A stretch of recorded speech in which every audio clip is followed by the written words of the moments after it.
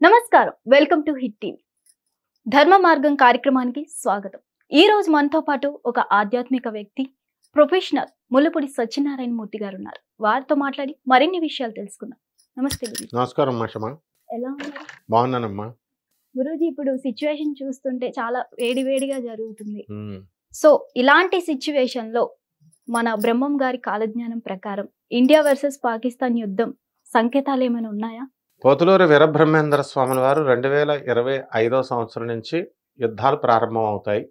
తర్వాత అర్త్క్వేక్స్ వస్తాయి, అగ్ని ప్రమాదాలు వస్తాయి అన్నారు. ఆ విధంగానే మనకి థాయిలాండ్లో, బ్యాంకాక్లో ఈ అగ్ని ప్రమాదాలు వచ్చేసినాయి. తర్వాత ఆధ్యాత్మికమైనటువంటి సూపర్ ప్లేస్ అది మౌంట్ ఆబు. దానిపైన గిరిశిఖరం అంటారు. దత్తాత్రేయ స్వాముల వారే తపస్సు చేసిన ప్లేస్.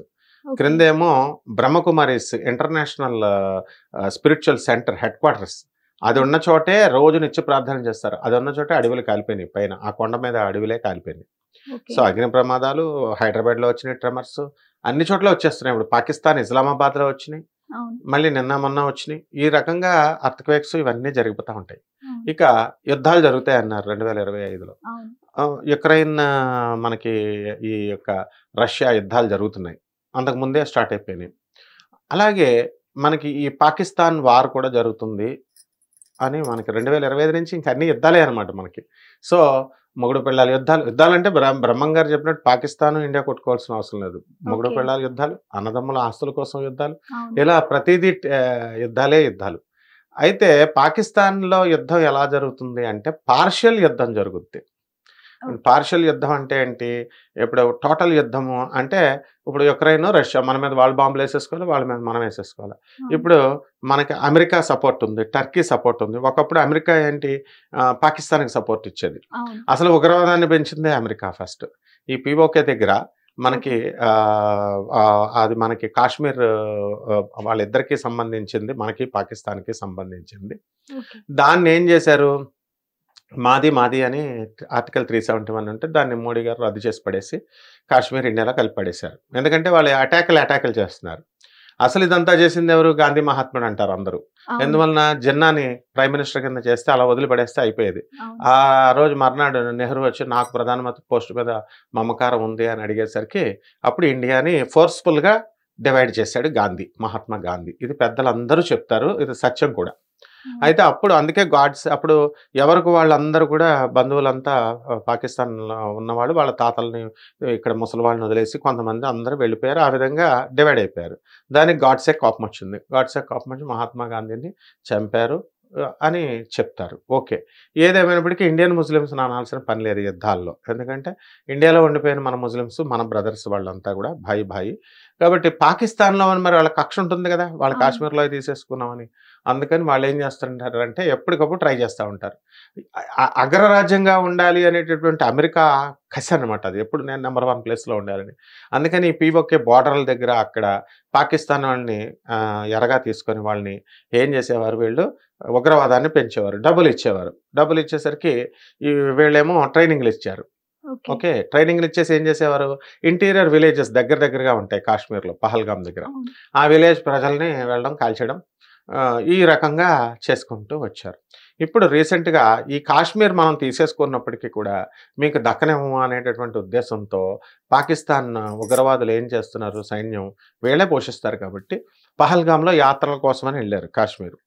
వెళితే వాళ్ళని పాపం వాళ్ళ భార్య ఎదురుగుండగానే ఫ్యాంట్లు ఇప్పించి సుంతి కాలేదని చూసి ఆ తర్వాత కాల్చి చంపేశారు. కలిమా చెప్పమన్నారు, లా ఇల్లా ఇల్లల్లా మహమ్మద్ రసూలుల్లా అల్లాహు అక్బర్ అల్లా అని. ఇది నేను ట్రైనింగ్ అయ్యి ఒక ప్రొఫెసర్ అక్కడ ఉన్నాడు అనమాట. అతను అది చదివేసి తప్పించేసుకున్నాడు. కొంతమంది వెళ్ళిన వాళ్ళు కూడా నాకు చెప్పారు, వాళ్ళు బలవంతాన్ని వెళ్ళి చెప్పేసాం సార్ అని. పాపం కొంతమంది అది రాక వాళ్ళు ఇరుక్కుపోయారు. సో ఈ విధంగా పహల్గామ్ దాంట్లో ఈ ఉగ్రవాదాన్ని చేశారు కదా. అందుకని మోడీ గారు ఏం చేశారంటే ఫస్ట్ సింధు వాటర్ మనకి వాళ్ళకి దాన్ని కట్ చేసాడు, మొత్తం పర్మనెంట్ రద్దు చేసి పడేశాడు. ఇంతవరకు ఎవరు చేయలేదు. అట్లా చేసేసరికి వాటర్ లేకపోతే ఏమవుతారు, మిలవల్లాడిపోతారు. ఇప్పుడు అసలే పాకిస్తాన్లో బలూచిస్తాన్కి పాకిస్తాన్ నుంచి విడగొట్టేయమని చెప్పేసి 2 డిఫరెంట్ ప్లేసెస్, ఆంధ్ర తెలంగాణ లాగా విడగొట్టేయమని అసలే రైతులు అక్కడ స్ట్రైక్ చేస్తున్నారు. స్ట్రైక్ చేస్తుంటే ఈ రైతులు వీళ్ళు ఏం చేస్తున్నారు, ఈ సింధు వాటర్ రాకపోయేసరికి మాకు పొలాలకు నీళ్ళే ఎండిపోతాయని రైతులు ఇంకా తిరగబడ్డారు. నెక్స్ట్ పాకిస్తాన్లో ఉన్న యువకులంతా కూడా వాళ్ళు మీరు అసలు ఎవరు చేయమన్నారు మిమ్మల్ని ఇదంతా అని వాళ్ళు కూడా తిరగబడి పోలీస్ జీపుల్ని గవర్నమెంట్ ఆఫీసెస్ని పగలగొట్టడం మొదలుపెట్టారు. ఇలా జరుగుతున్నాయి, అంతర్యుద్ధాలు జరుగుతున్నాయి. ఇప్పుడు ఏమవుతుందంటే ముషారఫ్ కాలంలో ఆర్మీకి ఫుల్ పవర్ ఉంటుంది ఎప్పుడు కూడా ఎవరికైనా పాకిస్తాన్లో. అది నవాజ్ షరీఫ్ ప్రైమ్ మినిస్టర్గా ఉన్నప్పుడు ఆర్మీ ఏం చేసిందంటే నువ్వు అన్ఫిట్ ప్రైమ్ మినిస్టర్ కమాన్ అని చెప్పేసి దించబడేసి Musharraf dare and dashing fellow కాబట్టి వెళ్ళిపోయి ఆర్మీ అంతా వెళ్ళిపోయి మొత్తం ఆయన అరెస్ట్ చేసేసి నువ్వు జైలు కన్నా పో లేకపోతే లండన్ అన్న పో, ఏదో దేశ బహిష్కరణ. పాకిస్తాన్లో రెండే పద్ధతులు ఉంటాయి. ఒకటి ఏంటంటే ఉంటే వేరే దేశం పో లేకపోతే జైలుకి పో అంటే వాడు పారిపోయాడు లండన్కి. పారిపోయిన తర్వాత ముషారఫ్ వచ్చాడు. ఇప్పుడు అదే రాబోతోంది మళ్ళీ. ఇప్పుడు వెళ్ళి ఉరుమి పిడుగు ఎక్కడో పడిందని వాళ్ళు పాకిస్తాన్ వాళ్ళు ఎవరు తీసుకున్న గోతులో వాళ్ళు పడతారని మనకు భారత్కి పాక్కి యుద్ధం జరగదు. ఎవరెవరికి జరుగుద్ది, పాకిస్తాన్ జరుగుద్ది. ఇప్పుడు 50,000 మంది సైనికులు వాళ్ళు ఏం చేశారు, రిజైన్ చేస్తారు. 2,000 నుంచి 5,000 మంది వరకు స్క్వాడ్రాన్ లీడర్లు, తర్వాత వింగ్ కమాండర్స్, ఎయిర్ మార్షల్స్ ఇలాంటి పెద్ద పెద్ద పోస్టుల్లో ఉన్న వాళ్ళంతా రిజైన్ చేసి పడేశారు. ఎందుకంటే వాళ్ళకి తెలుసు హ్యుమానిటీ ఉంటుంది. మరీ పాకిస్తాన్ అని చెప్పి వాళ్ళు ఏం కర్కశులుగా అందరూ ఉండరు కదా, సివిల్ మామూలు జనం కూడా పాపం వాళ్ళు ఏమంటున్నారు, మీరు చేసింది తప్పు అంటున్నారు. కాబట్టి ఈ గోళంతా ఎందుకు, భారత్ దగ్గర అస్త్రాలు ఉన్నాయంటే మనకి చైనా మనకి ఆపోజిట్ కదా, అందువలన చైనా మళ్ళీ డెవలప్ అయిపోయింది. వీరబ్రహ్మేంద్ర స్వాముల వారు చెప్పారు ద రైజ్ ఆఫ్ చైనా అని చెప్పారు. ఇన్ 2025 అన్నారు. వచ్చేసింది, రైజ్ అయింది, అది నోరెత్తుతుంది. టర్కీ విమానాలు తీసుకొచ్చి మనకి ఇక్కడ పెట్టారు, అక్కడ పాకిస్తాన్లో పెట్టగానే వాళ్ళు భయవేసి వాళ్ళు ఎందుకు వచ్చిన గోలరా బాబు అని ఆ యుద్ధ విమానాలు తీసుకొని పోయారు వాళ్ళు. రష్యా మనకే సపోర్టు. ఇక ఐక్యరాజ్య సమితిని కంట్రోల్ చేయాలి. ఈ ఐక్యరాజ్య సమితి ఏం చేస్తుందంటే న్యూట్రల్ ఉంటుంది, అది ఎక్కడి నుంచి ఫండ్స్ వస్తే వాళ్ళ వైపు మాట్లాడుతూ ఉంటుంది. అందుకని పాకిస్తాన్ వైపు సాఫ్ట్ కార్నర్ చూపిస్తుంటే మోడీ గారు అసలు మీ వల్ల ఇదంతా జరిగిందని చెప్పి ఐక్యరాజ్య సమితిని పట్టించుకోవడం మానేసి, మీకు ఐక్యరాజ్య సమితి ఎంత వర్స్ట్ అయిపోయిందంటే ఒకానొకప్పుడు ఉన్న ఐక్యరాజ్య సమితి వేరు. ఇప్పుడు నిత్యానంద అని ఒక హీరోయిన్ రంజితతో కలిసి దొరికిపోయి పారిపోయాడు. కైలాష్ అని ఒక పర్వతం పెట్టేసుకొని నాకు నేనే బ్యాంకులు పెట్టుకున్నాను, రిజర్వ్ బ్యాంకు, నాకు నేనే క్యాష్లు పెట్టుకున్నాను, నాకు నేనే కింగ్ అని చెప్పి పెట్టేసుకుని వాడంటే ఆడ నిజంగా చెప్తున్నాడో అబద్ధాలు చెప్తున్నాడో ఎక్కడో పోయాడేమో అనుకున్నాం మనం. కానీ ఒక్కసారి ప్రపంచం ఉలిక్కిపడింది.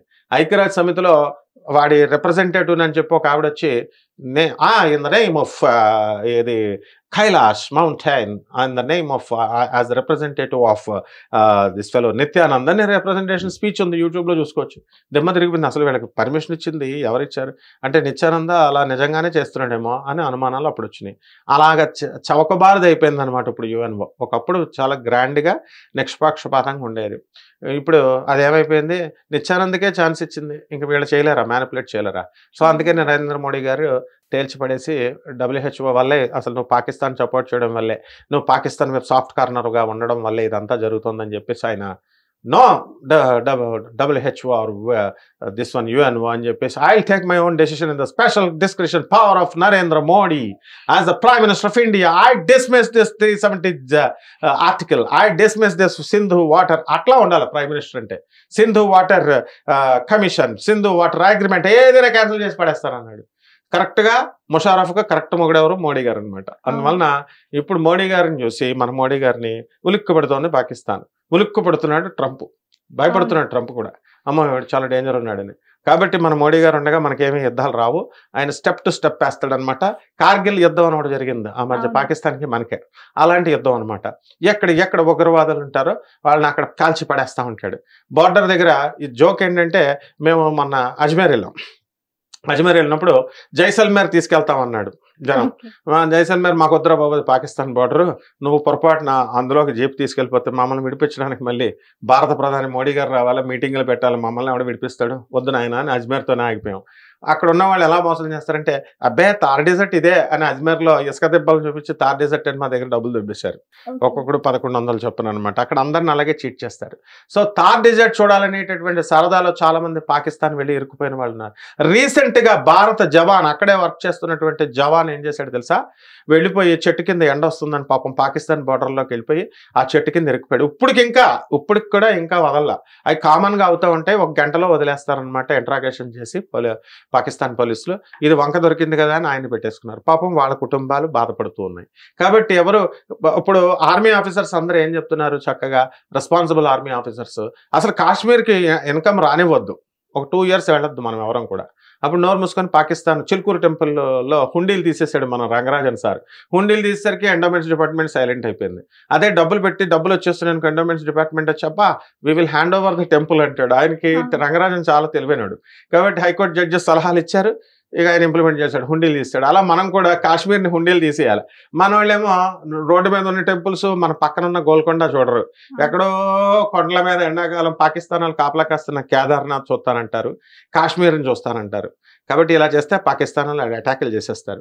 కాబట్టి మనం కూడా రెడ్ జోన్లో ఉన్నాం. కూకట్పల్లి కూడా చెప్పబడి ఉంది, ఆర్మీ ఆఫీసర్స్, వైజాగ్ చెప్పబడి ఉంది. So danger places. ఎందుకంటే నేను ఆర్మ్డ్ ఫోర్సెస్తో నాకున్న స్నేహాలు నాకు తెలుసు కాబట్టి, బ్రిగేడర్స్ వాళ్ళతో నేను తిరుగుతాను కాబట్టి I know the fact. So మనం చంకల గుద్ది ఇది అవ్వకూడదు. మన పోలీస్ డిపార్ట్మెంట్ సూపర్గా వర్క్ చేసింది, మన ఇండియన్ ఆర్మీ సూపర్గా వర్క్ చేసింది. ఎక్కడో కాశ్మీర్లో జరిగింది, పహల్గామ్లో జరిగింది అని అనుకోవడం కాదు. ఇక్కడ హైదరాబాద్ని టార్గెట్ చేశారు, కూకట్పల్లిని, షాపింగ్ మాల్స్కి వెళ్ళొద్దని. మా బ్రిగేడర్స్ అందరూ కూడా పాపం ఆ రోజు మీటింగ్ కూడా మేము అందరం కూడా బ్రిగేడర్స్ మీటింగ్ ఉంటే నేను కూడా I'm one of the member అనమాట. సో దాంట్లోకి మేము వెళ్ళినప్పుడు అందరూ కూడా వాళ్ళ అసిస్టెంట్ని పంపించాడు ఆయన. సో ఈ విధంగా ఎందువలన సారు మేడం ఎందుకు రాలేదు అని అంటే, మేడం కూడా ఆఫీసరే, మిలిటరీ ఆఫీసర్. వాళ్ళు పాకిస్తాన్ చార్మినార్ నుంచి అందరినీ వెనక్కి పంపించేయడం ఇవన్నీ కూడా ఆ పనుల్లో బిజీగా ఉన్నారు. సో మొత్తం మీద వీరబ్రహ్మేంద్ర స్వామి వారి కాలజ్ఞానం జరిగిపోతుందమ్మా. ఏమిటంటే 2025 నుంచి హ్యుమానిటీ డౌన్ అయిపోద్ది అన్నారు, అయిపోయింది.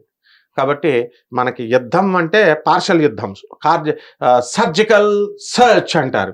అంటే బోర్డర్ దగ్గరికి వెళ్తాం, కాల్ చేస్తాం, మన వాళ్ళని కాల్ చేసినటువంటి వాళ్ళందరినీ ఏరి పారేసాం. ఆ లీడర్ ఎవడైతే ఉన్నాడో వాడిని కాల్ చేసాం, వాడి ఇల్లు పడగొట్టేసాం, బాంబులు వేసేసి నెక్స్ట్ అట్లాగా బోర్డర్లు దాటుకుంటూ వెళ్ళిపోతాం. మన వాళ్ళు ఏం తక్కువ కాదు, భారత్ జవాన్లు సూపర్ స్మార్ట్ అనమాట. సో ఆల్ ద సొఫిస్టికేటెడ్ విమానాలు మన దగ్గర ఉన్నాయి, రైఫల్స్ మన దగ్గర ఉన్నాయి, మిసైల్స్ మన దగ్గర ఉన్నాయి. మొత్తం మీద అయితే పార్షల్ యుద్ధం జరగడం ఖాయం, అందులో డౌట్ లేదు. కాకపోతే Contact Saurya Consultancy. Contact 89851 89851.